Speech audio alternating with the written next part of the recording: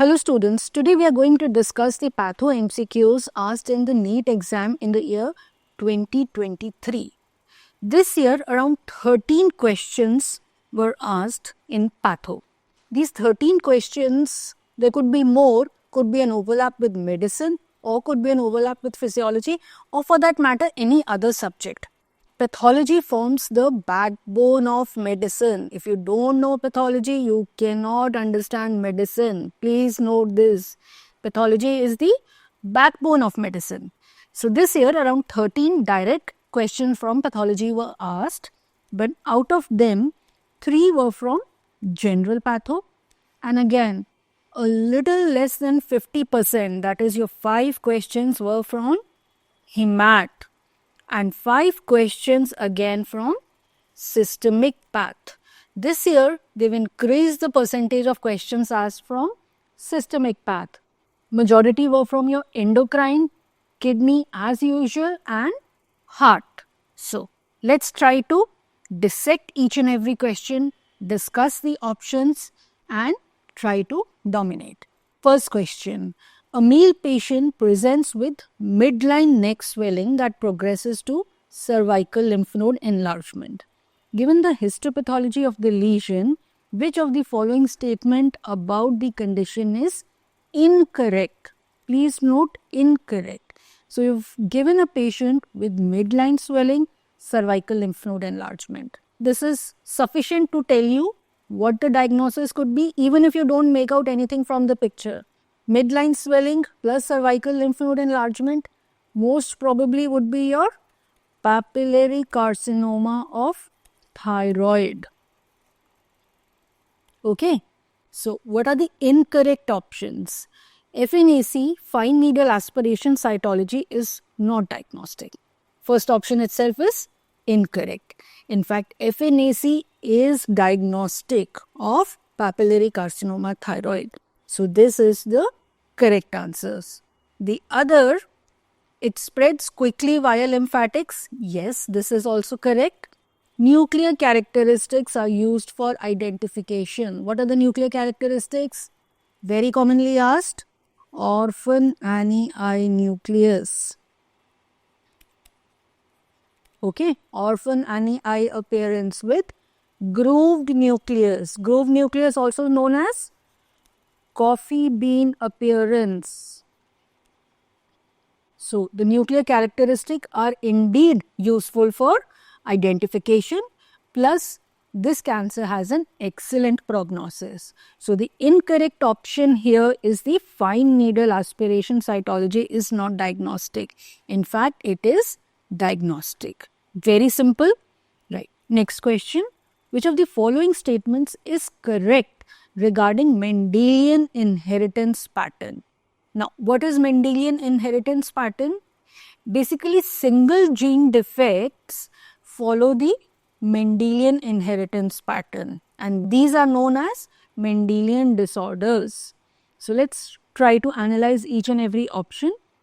Every 10th patient has a Y-linked disorder. Is it correct? No. Y-linked disorder is very uncommon. So, every 10th patient cannot have a Y-linked disorder. This is not correct. 1/3 of the Mendelian disorders are autosomal recessive. We have always read that for a Mendelian recessive trait to pass on, what chance it has? It has around 25% chance. So, it is not 1/3. Again, it is incorrect. 2/3 of Mendelian disorders are autosomal dominant. Again, we have read that 50% of chance is there if autosomal dominant trait is passed on. So, this could be the correct option because more than 50%, 2/3. This could be the correct option. Then again, every 5th patient has X-linked recessive disorders. Again, this is also very uncommon. So, not possible that every 5th patient will have a X-linked recessive disorder. So, the correct answer here is 2/3 of the Mendelian disorders are autosomal dominant, right? Moving on to the next, a child presents with intermittent jaundice, splenomegaly, and there is a similar history in elder brother. Okay. intermittent jaundice, splenomegaly, similar issues in elder brother. The peripheral smear is given here. Which of the following tests would be appropriate to investigate the condition? So, in the peripheral smear, what do you see? What are these cells? These are spherocytes. What are these? Spherocytes. And I have always told you, once you see spherocytes in the blood picture, don't jump into the diagnosis of hereditary spherocytosis. Why? Because the most common cause of spherocytosis is your autoimmune hemolytic anemia. The most common cause of spherocytosis is autoimmune hemolytic anemia. But then you will have to rule out the other factors given in the history.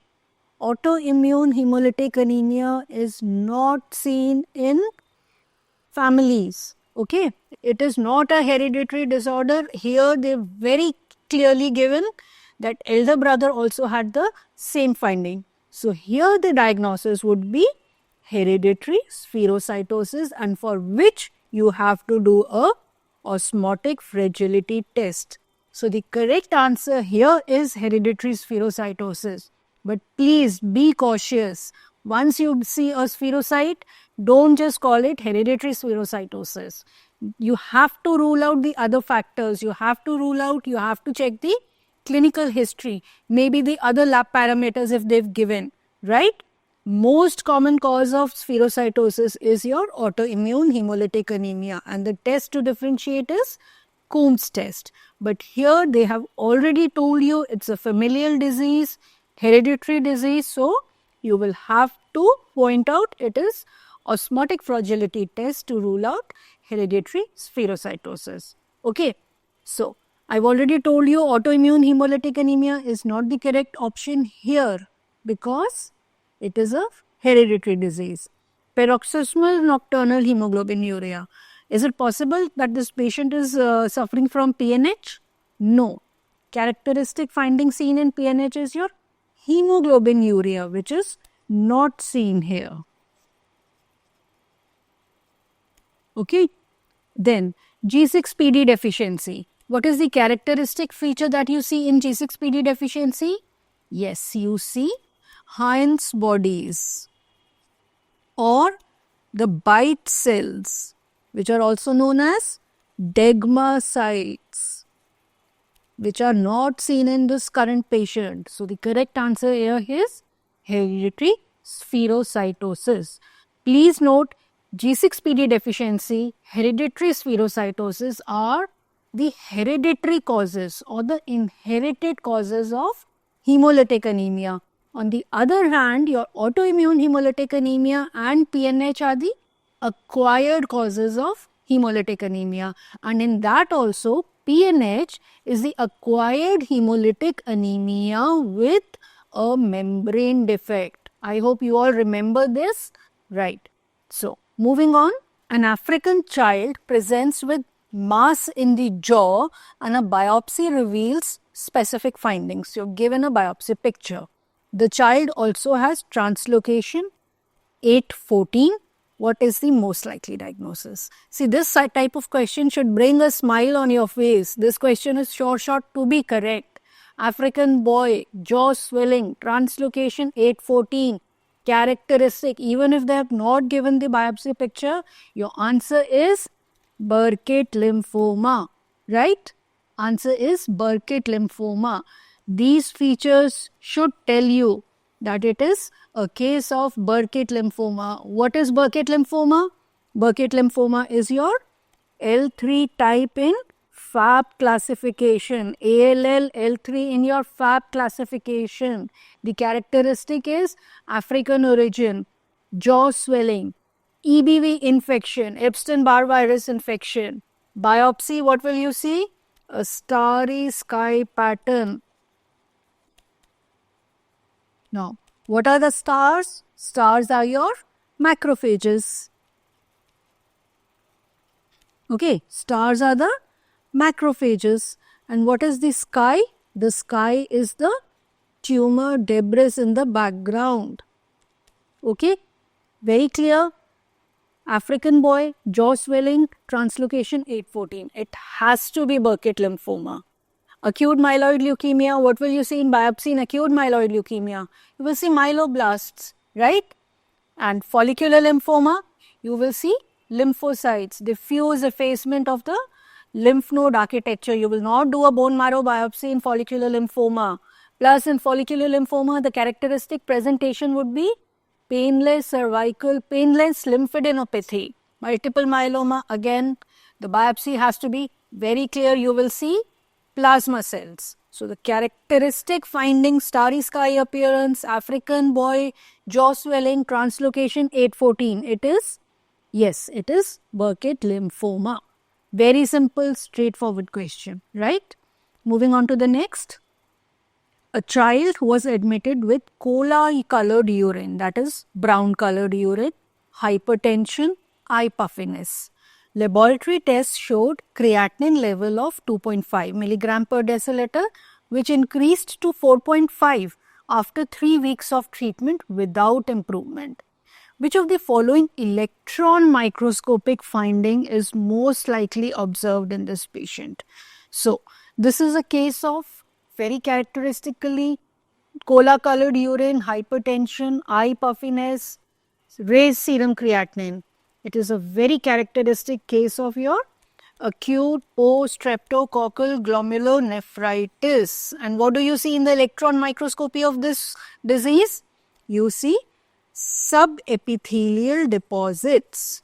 Okay, you will see subepithelial deposits on the electron microscopy. Very simple, straightforward, right? Crescent formation, where will you see crescent formation? Crescent formation is seen in rapidly progressive glomerulonephritis. I hope you all remember. Subendothelial deposits are seen in membranoproliferative glomerulonephritis, right?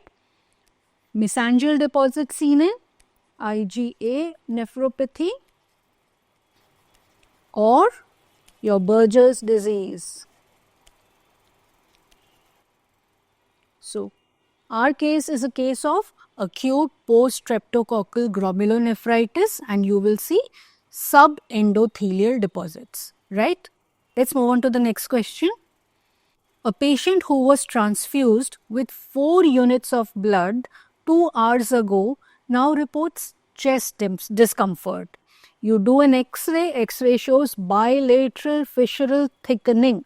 What is the most likely cause of this symptom? Okay, so you have transfused 4 units of blood in 2 hours. You've done it very rapidly and now the patient presents with discomfort, chest discomfort. X-ray was done, X-ray shows bilateral fissural thickening.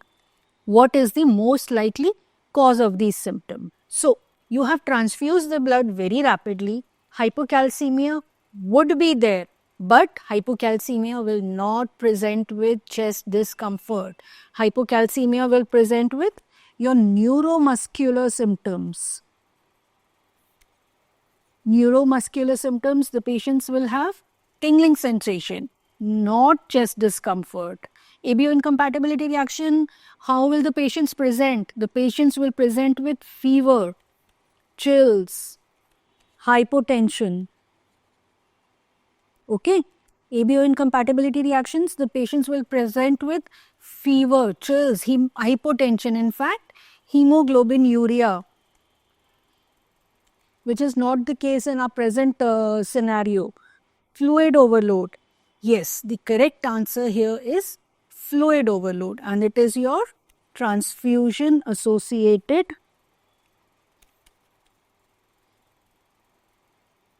circulatory overload, also known as TACO, right? Transfusion associated circulatory overload, also known as TACO. Because of this TACO, what has happened? There is fluid overload, there is pulmonary edema leading to chest discomfort and your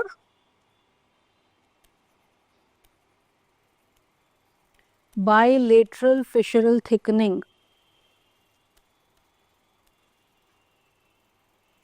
Okay, TACO has led to pulmonary edema, leading to your chest discomfort and bilateral fissural thickening. So, the correct answer here is your fluid overload. Again, it is unlikely graft versus host disease. Why? Because graft versus host disease does not occur in acute setting.